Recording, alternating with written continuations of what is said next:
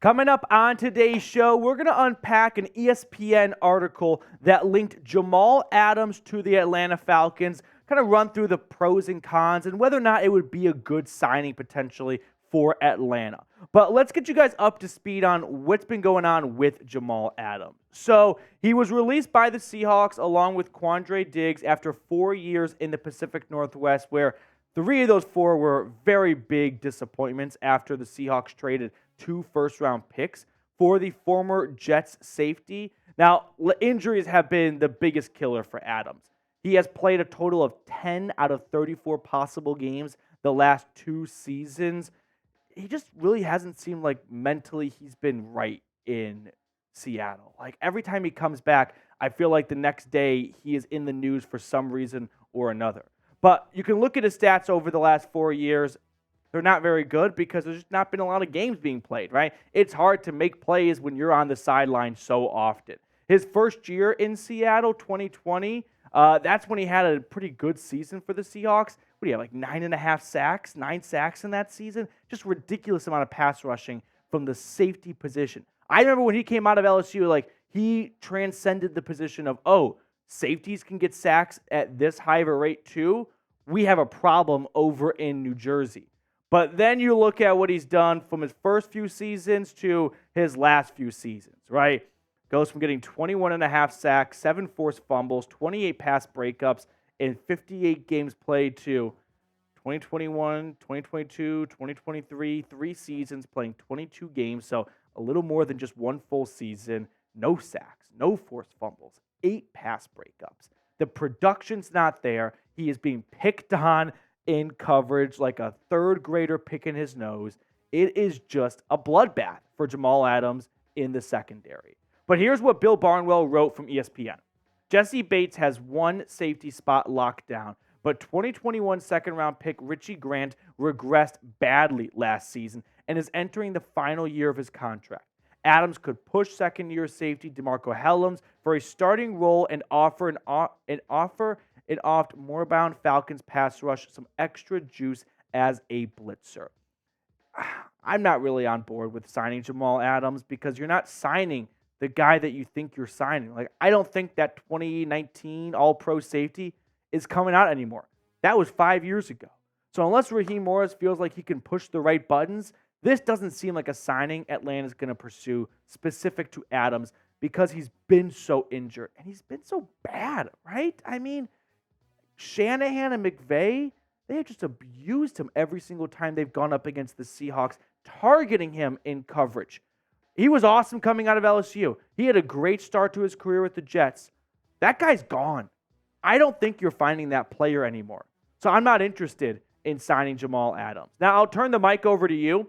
Do you think the Falcons should sign Adams? I'm typing in for no. If you disagree, that's perfectly fine. Voice your First Amendment right now in the comment section and let me know whether or not you think Atlanta should do it.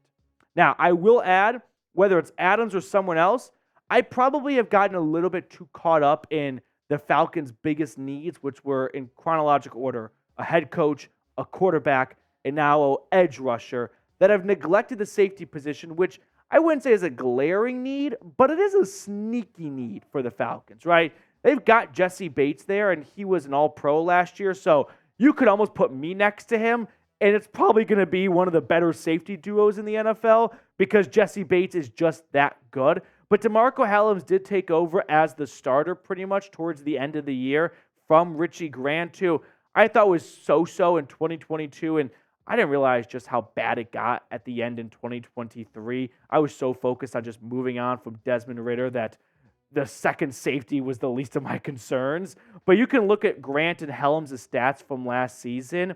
And, of course, Richie Grant got to play a lot more, so he's going to get more opportunities. And he did make some good plays. Let's not act like he was just dog water the whole year. But DeMarco Hellams, I think from a pure like a coverage standpoint, I mean, just from the preseason, we got a good sense of, like, this guy can play. Like, 7th rounder out of Alabama, he has some playmaking abilities to his game, and I think he's going to find a spot on this roster, and I don't think he's going to sit on the bench all year. So speaking of sitting on the bench, you can look at the snap counts from Richie Grant and DeMarcco Hellams in the last 4 weeks of the season. Now, Helms unfortunately suffered an injury during the Bears game, so he missed all of Week 18, but look at the difference. Like, Grant goes from playing 100% of the snaps the first few weeks of the year when Helms was a healthy scratch every single week to playing 11%, 38%, 42% in weeks 15 through 17, where Helms is going 94, 96, and then 72, but an injury knocked him out of the game. So my prediction is maybe you see another safety brought in, but I mean, you've got Raheem Morris, a defensive-minded guy. You've got Christian Lake, a DB connoisseur, as your defensive coordinator.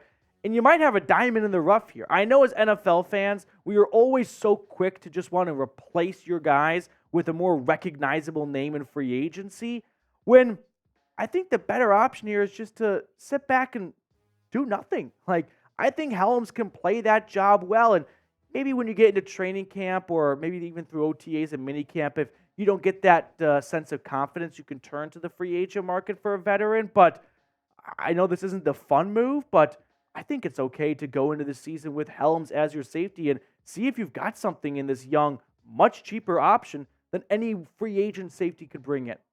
More on this, by the way, in a brief moment, but I do want to once again plug the Kirk Cousins jersey. If you want to get your very own Falcons Kirk Cousins jersey, now that he's announced number 18, they'll start shipping these bad boys off the press. So go to chatsports.com/Cousins. I already put that link in the comments and description of today's video. So get yourself a brand new Falcons Kirk Cousins jersey today. You can get it at home, you can get it away, whatever color you want, but you got to use that link to get the best deal possible. So whether it's Jamal Adams or another safety from free agency, I could see Atlanta kicking the tires because you've got a new head coach and new DC that didn't pick Helms themselves, so maybe they're not seeing what we all saw towards the end of last year. Justin Simmons, Quandre Diggs, Blackman, I think, is either close or has recently signed with the Niners. Eddie Jackson with the Bears. He was once a really good touchdown scoring safety. Micah Hyde, Nick Scott, Sean Gibson, Kareem Jackson, Terrell Edmonds. Those are some other veteran safeties on the market. If it's not Jamal Adams, keep an eye on Eddie Jackson, right? Ryan Pace, the Falcons director of player personnel, he was the Bears GM for a handful of seasons, and he was a part of bringing Eddie Jackson to Chicago, giving him a big contract extension, and we have seen a handful of Bears players make the migration from Chicago down to Atlanta.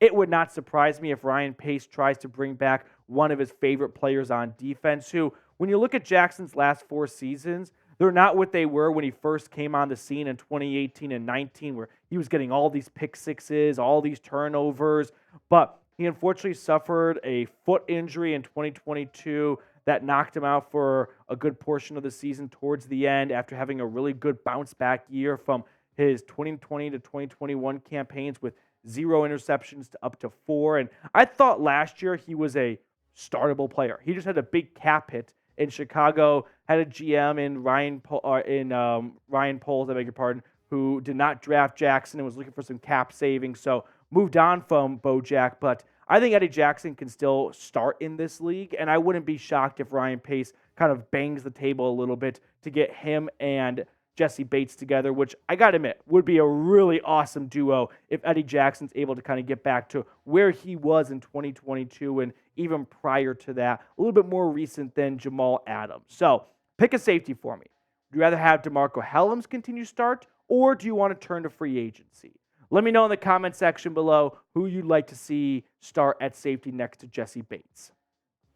As for the other players that ESPN picked for best fits, I thought you guys might be interested in this in case you don't have the ESPN Plus paywall. David Bakhtiari, they have him going to Pittsburgh. OBJ is going to the Aints. Clyde Edwards-Helaire, he's a Buffalo Bill. Zeke is going to the Giants. I still think Zeke can play better than people give him credit for. Michael Gallup goes to the Chargers. They need a lot of help at wide receiver. That makes some sense to me. Hunter Renfrow is a Steeler. Ryan Tannehill goes up to the Bears to back up Caleb Williams. Michael Thomas, he leaves New Orleans to reunite with Sean Payton in Denver. Tre'Davious White to the Niners just makes so much sense in my opinion. They have Julian Blackmon staying with the Colts. Calais Campbell not coming back to Atlanta. Again, this is just their best fits, but going to the Eagles. And I could see that actually happening. Howie Roseman's always looking to add more pass rushers. Jadeveon Clowney goes to Miami. Stephon Gilmore to the Ravens. Xavier Howard to the Chiefs. I could see that one happening as well. Steven Nelson to the Raiders. That also makes some sense in my eyes. Justin Simmons, another safety, going to the Bills instead. Donovan Smith to the Bears. Lincoln Tomlinson to the Cowboys. They're not signing anyone. And then Ahkello Witherspoon over to the Rams. So if you enjoyed today's show, consider subscribing below. If you want more free Falcons news and rumors content here on YouTube, I always appreciate those of you that watch all the way to the end of the video. So if you are a part of the end of the video squad, you kind of know the drill by now. Scroll on down, drop an ATL.